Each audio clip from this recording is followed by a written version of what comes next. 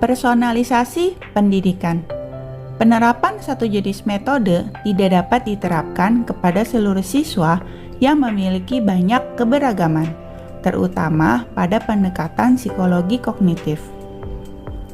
Pemanfaatan teknologi baru memungkinkan terciptanya kegiatan belajar yang efektif untuk memenuhi kebutuhan dan minat siswa secara individu.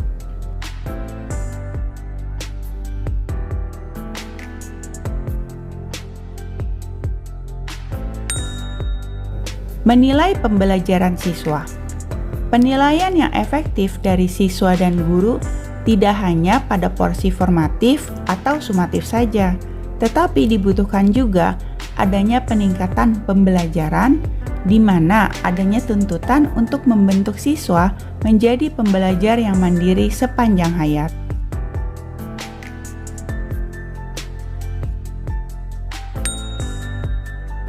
Mendukung pembelajaran sosial. Dukungan kegiatan pembelajaran yang bermakna dan kolaboratif menjadi penting, dikarenakan adanya kebutuhan industri dan juga perkembangan teknologi baru.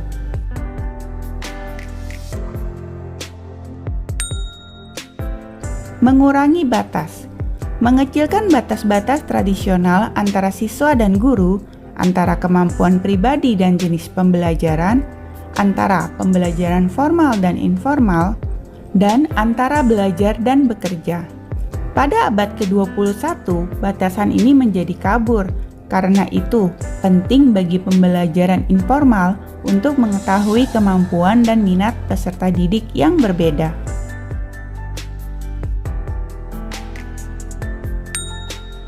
Mengembangkan strategi pengajaran alternatif. Guru tidak lagi menjadi center of learning. Adanya sumber daya jaringan yang luas dapat menciptakan kebutuhan untuk mengubah pendekatan instruksional dan penggunaan sumber daya manusia yang sesuai.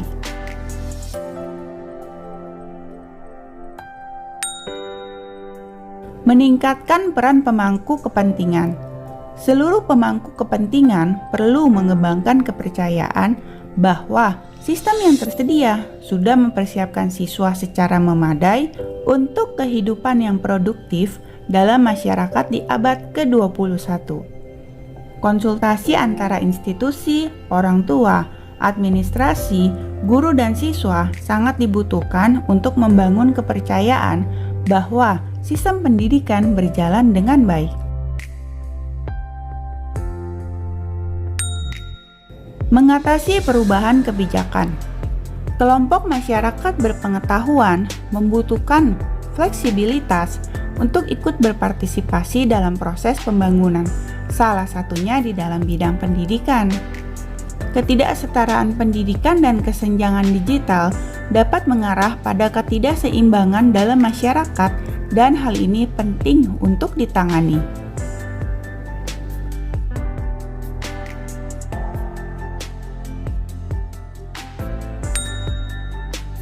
Tantangan dalam laporan Horizon.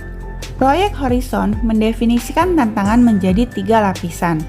Yang pertama, solvable challenges.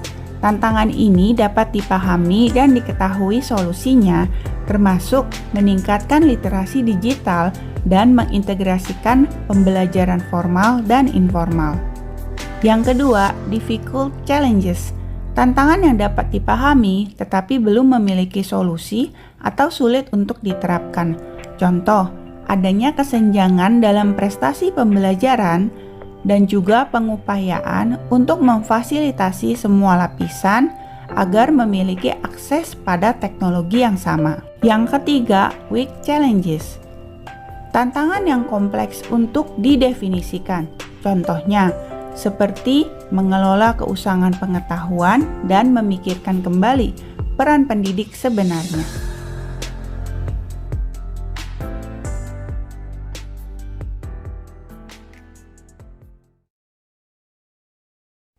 Halo, saya Roni Ronunuwo. Nah, saya akan share pertama tentang tantangan penggunaan teknologi dalam perancangan materi pembelajaran. Tantangannya terletak pada guru itu sendiri. Bagaimana dia harus menghadapi realita. Dia saat ini mengajar di era digital. Dia menghadapi generasi digital. Jadi penguasaan IT itu mau tidak mau harus dia kuasai, harus dia tingkatkan. Dan saya pernah share dalam sebuah kesempatan bahwa generasi saat ini dikenal sebagai generasi 5G atau 5G, yaitu generasi Google, apa-apa tanya Google.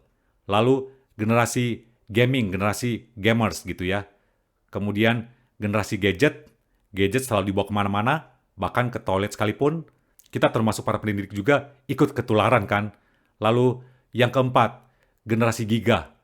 Jadi karena mereka itu adalah generasi visual, dan kalau visual itu kan video makan data, rakus data gitu ya. Lalu yang kelima, generasi galau. Isu mental health jelas sangat tinggi pada saat ini. Nah, disinilah guru harus meningkatkan, mengupdate teknologi yang harus dia kuasai, sehingga dia akan terus relevan. Dia bisa relate dengan kehidupan, dengan pembelajaran pada masa kini. Sehingga tidak akan dikatakan, kudet gitu ya, atau kurang update. Guru juga harus bisa memilah, menyeleksi platform atau aplikasi-aplikasi pembelajaran yang tepat, yang sesuai, yang kontekstual, yang praktis dalam bidang yang dia punya, dan guru juga harus menjadi mentor yang hadir untuk memberikan inspirasi bagi generasi digital, sehingga generasi digital itu mereka dapat meningkatkan skill digital mereka di tengah-tengah informasi yang masif yang membajiri mereka setiap momen, setiap saat. Sehingga nantinya mereka bisa nantinya menjadi influencer-influencer yang baik, yang menjadi berkat di tengah-tengah era digital atau dalam dunia medsos yang mereka geluti sehari-hari. Berikut dalam merancang pembelajaran dengan murid yang beragam. Nah, disinilah guru dia perlu cerdik, dia perlu mengembangkan metode pembelajaran yang bervariasi, yang memperhatikan tipe-tipe pembelajar dari naradidiknya. Jadi ada murid yang visual, ada yang auditori, ada yang kinestetik. Ini memang challenging gitu ya, nggak mudah. Tetapi dia perlu memperhatikan pembelajarannya itu supaya tidak monoton gitu ya. Kemudian untuk mengantisipasi murid yang cepat menangkap materi begitu ya, ini berarti butuh pengayaan. Nah, di sini guru bisa memberikan pengayaan materi melalui link atau referensi-referensi yang bisa dipelajari secara mandiri oleh muridnya, dan juga guru bisa memanfaatkan periode asinkronus dengan memberikan juga pendalaman sehingga para muridnya bisa mendapatkan pemahaman yang lebih deep, lebih dalam pembelajaran yang diikutinya gitu ya. Lalu gap dalam implementasi pembelajaran. Saya menemukan ada 2 gap gitu ya. Yang pertama, gapnya adalah kami sebagai staf ahli, kami sudah menyediakan dalam digital lesson atau dalam Google Classroom, yaitu berbagai aplikasi atau platform pembelajaran yang mendukung materi, yang mendukung pembelajaran.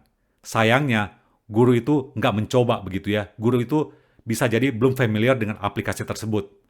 Solusinya, kami ikut memberikan pendampingan, memberikan tutorial, atau memberikan mentoring kepada mereka, sehingga mereka bisa dapat dengan cakap menguasai aplikasi-aplikasi tersebut. Dan ketika dilakukan pendampingan, akhirnya mereka langsung menemukan gitu ya, kliknya, oh ternyata seperti ini gitu ya. Akhirnya mereka bisa langsung mempraktekannya. Lalu gap yang kedua adalah apa? Yaitu kami sudah menyediakan materi pembelajaran secara lengkap gitu ya. Tapi ada guru yang tidak membuat RPP gitu ya, membuat manajemen waktu dalam RPP-nya dengan baik. Sehingga akhirnya apa? Materinya nggak tuntas. Dan sayang akhirnya materi itu ketika saya ikut dalam observasi, materinya jadi menggantung begitu ya. Tiba-tiba langsung closing, langsung kesimpulan, padahal materinya belum selesai.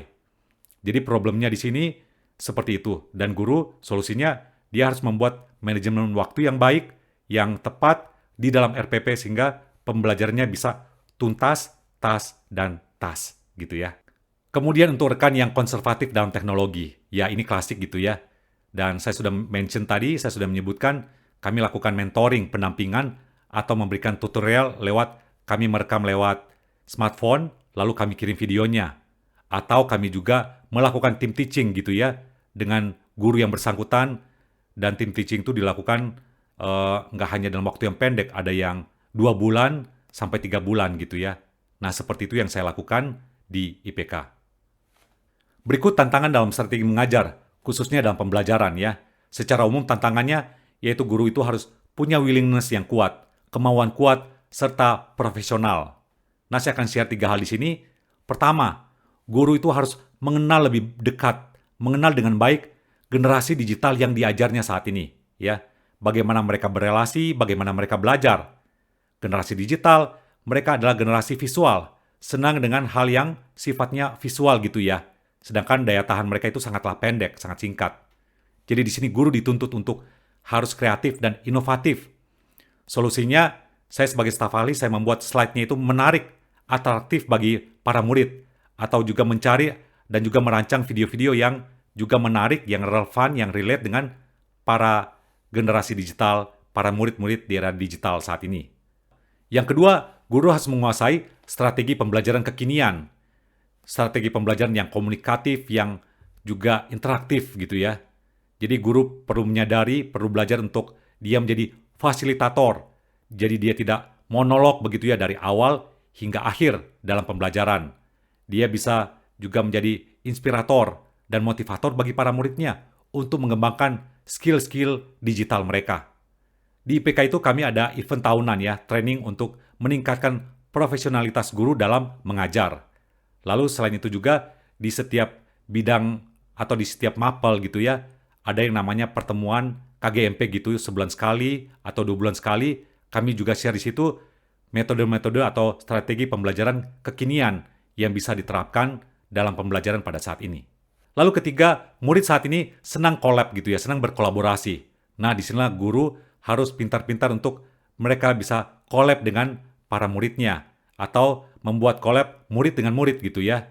Nah, konkretnya saya di silabus saya membuat penugasan dengan podcast gitu ya, membuat panduan dan sekaligus rubrik podcast, baik podcast itu audio atau video, podcast yang tipenya itu solo ataupun multi-host. Nah, kami memprovide itu bagi para guru gitu ya. Lalu pendidikan informal gitu ya. Menurut saya pendidikan informal itu jelas sangatlah penting, sangatlah strategis gitu ya.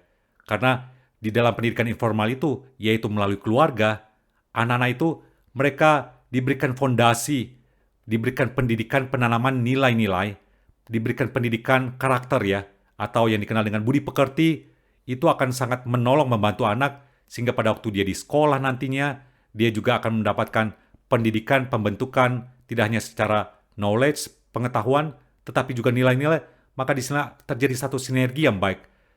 Akan adanya saling support begitu ya, baik dari pihak keluarga maupun juga pihak sekolah. Jadi jelas pendidikan dalam keluarga itu sangat penting gitu ya untuk terus dilakukan oleh para orang tua. Lalu terkait dengan penyediaan media belajar, pelatihan teknologi dalam sekolah gitu ya. Jelas kalau menurut saya ini sangat penting gitu ya. Ketika terjadi disrupsi di tengah-tengah pandemi pada waktu lalu, kemudian terjadi disrupsi di era digital. Maka memang satu lembaga pendidikan atau sekolah memang dia harus menyediakan baik materi ataupun teknologi pembelajaran ataupun pelatihan-pelatihan yang memadai untuk bisa mendukung, mensupport para guru gitu ya. Sehingga guru tidak dilepas gitu ya di tengah-tengah rimba kemajuan teknologi yang begitu cepat dan di tengah-tengah disrupsi era digital. Tapi di satu sisi guru juga dia tidak boleh dimanjakan terus-menerus dengan menyediakan segala sesuatunya. Jadi guru harus dipacu dengan diberikan pelatihan-pelatihan, baik pelatihan yang dari Google atau pelatihan yang dari sekolah itu sendiri, sehingga mereka akan bisa mandiri, akan bisa dengan kreatif, mereka bisa mengembangkan pembelajaran-pembelajaran berbasis teknologi yang sesuai dengan bidang yang diampunya.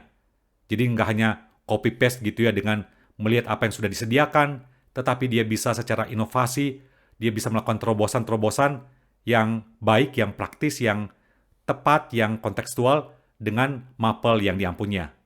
Oke, begitulah ya yang saya bisa sharingkan. Semoga bisa bermanfaat. God bless.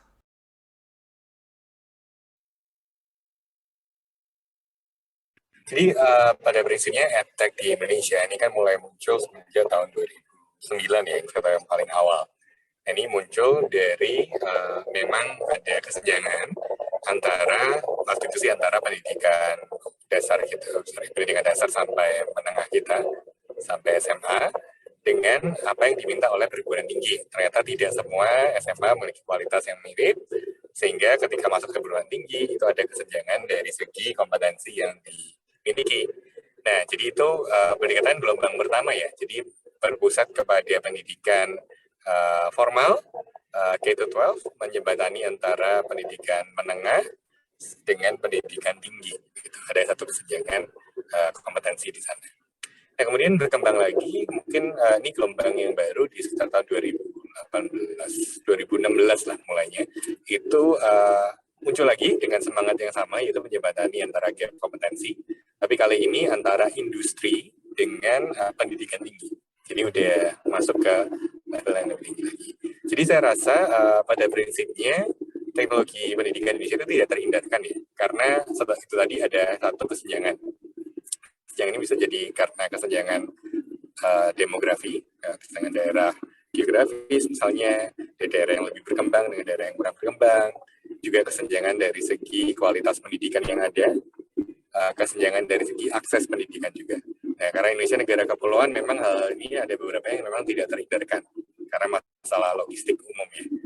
Kemudian yang kedua, saya rasa juga muncul karena adanya akses teknologi yang lebih jauh ya. Indonesia dikatakan, boleh dikatakan unik karena kita memiliki akses dan penetrasi internet yang cukup boleh dikatakan sangat cepat untuk ukuran negara kepulauan. Jadi adaptasi teknologi itu juga menjadi suatu hal yang cukup baik ya di Indonesia dibandingkan dengan negara-negara dengan ukuran dan juga kondisi demografi yang mirip.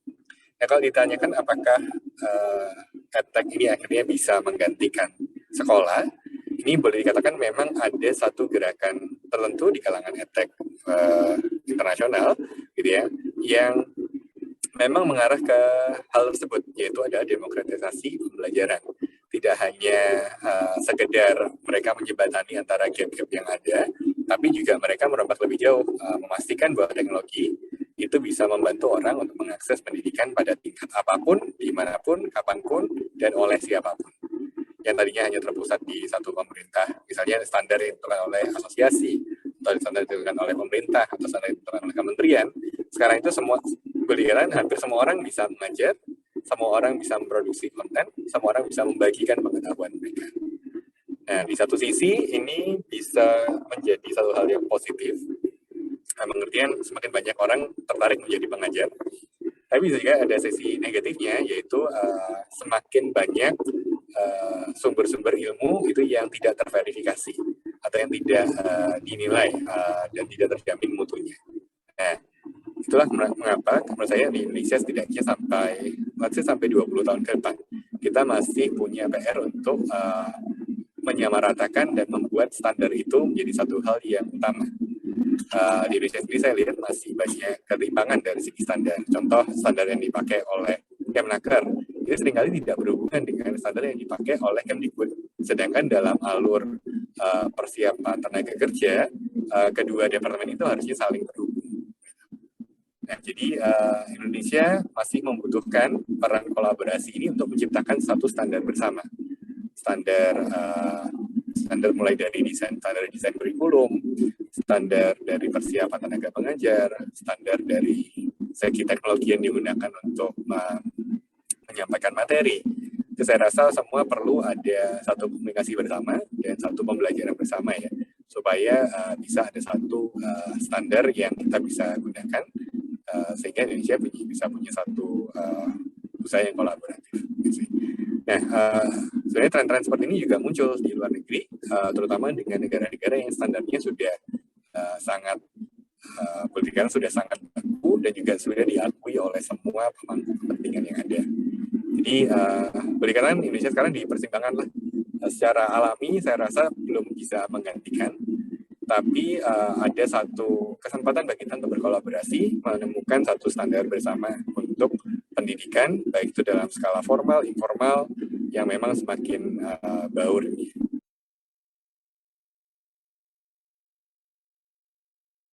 Nah, saya rasa yang masih susah untuk dijalankan itu adalah penyetaraan kompetensi ini. Karena seringkali adopsi teknologi dan implementasinya itu diserahkan kepada pendidik masing-masing dan tidak disupport oleh sekolah maupun tidak disupport oleh lembaga masing-masing, gitu ya. Sehingga guru-guru itu banyak yang mencoba mengimplementasikan teknologi baru, tapi jadinya standarnya tidak sama. Jadi ada guru-guru yang akhirnya menggunakan misalkan, saya rasa cukup kreatif ya, menggunakan WhatsApp sebagai media pembelajaran. Sedangkan desain dan juga medianya sendiri itu tidak memadai untuk kepentingan tersebut. Tapi itulah yang dilakukan guru karena keterbatasan dari segi fasilitas. Dan kemudian ketika kita berbicara misalnya mengenai learning management system atau sistem LMS gitu ya, itu seringkali hanya berpangku pada kepentingan dari sekolah. Dan seringkali antara satu sekolah yang satu dengan sekolah yang lainnya punya satu standar dan ekspektasi yang berbeda tentang LMS itu apa.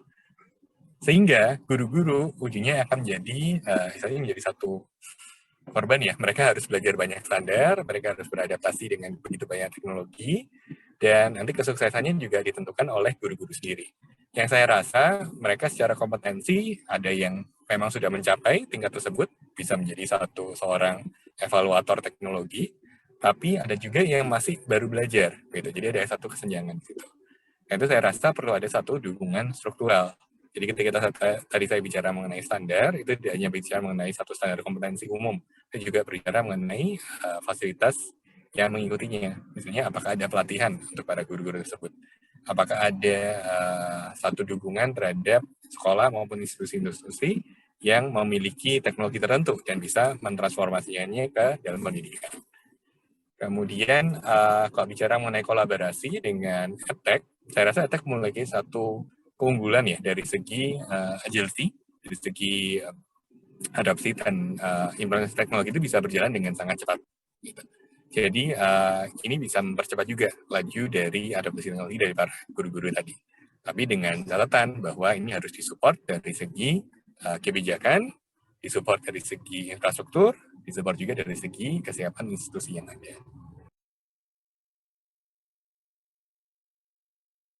Nah, jadi saya rasa dulu di salah satu sekolah tempat saya mengajar, itu kita juga ada tentang sharing teknologi gitu ya. Dan menurut saya cukup bermanfaat dan bisa diadaptasi ke tiap guru-guru masing-masing. Jadi yang kami lakukan adalah ada beberapa guru yang dipilih lah sebagai champion untuk men-sharingkan teknologi apa saja sih yang sudah mereka gunakan di dalam kelas, dan kapan dan mengapa bagaimana mereka bisa mengadaptasi dan teknologi tersebut di dalam kelas.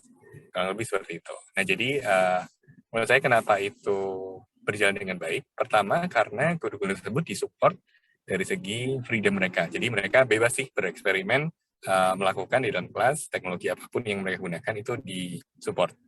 Kemudian yang kedua, itu juga ada lingkungan yang misalnya kolaboratif ya.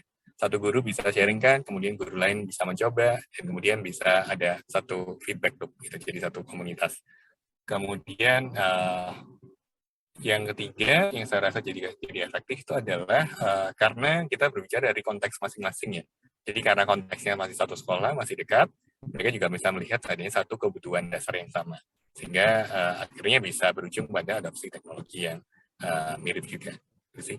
Seringkali teknologi itu tidak berhasil diimplementasikan di satu sekolah karena kurang adanya kebersamaan sih dari segi motivasi, dari segi melihat mengapanya gitu. Seringkali adopsi teknologi di sekolah itu banyak ke bagaimana caranya dan dampaknya apa, tapi kurang dari segi mengapa kita harus memilih teknologi tersebut. Nah, saya rasa sih perlu ada keterbukaan ya. Perlu ada sharing teknologi, baik itu dari EdTech, baik itu dari sekolah. Setiap pihak itu harus saling terbuka tentang permasalahan yang dihadapi, dan teknologi apa yang digunakan, dari barang kita bisa mengatasinya secara menyeluruh. Nah, dan ada satu gap yang saya rasa bisa kita jembatani bersama juga, yaitu bahwa guru-guru itu mulai perlu ada pengembangan kompetensi teknologi. Nah, kompetensi teknologi ini yang seringkali yang sudah mulai diakomodasi, tapi menurut saya masih terlupakan dari segi kebijakan nasional. Jadi guru-guru itu seringkali dianggap ya sudah cuma sebagai implementasi pembelajaran, tapi dari segi teknologinya, betapapun mereka expert di bidang itu seringkali tidak dianggap sebagai kompetensi yang mendukung gitu dari guru-guru tersebut. Jadi saya rasa perlu ada ya komunikasi keterbukaan yang menyeluruh ya dari semua stakeholder.